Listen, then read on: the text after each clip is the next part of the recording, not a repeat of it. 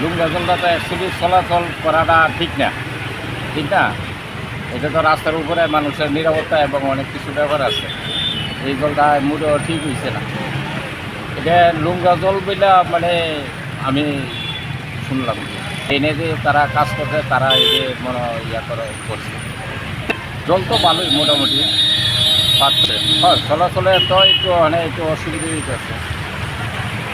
মানে এখন কিছুক্ষণ যাবৎ মানে যে একটু অসুবিধাই জলটা।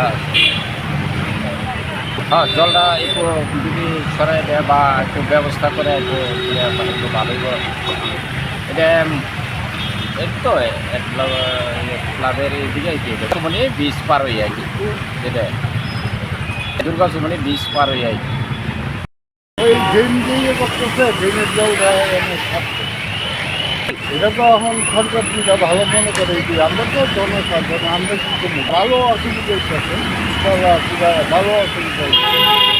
অনেক কিছু দেখতেছে কিন্তু দাবি তো আছে। এখন এইসব বলা আমার বয়স গেলে আমার জন্য মনে হয় বাচ্চা হয়, বাচ্চাই পারে। ঠিক হয়েছে। হ্যাঁ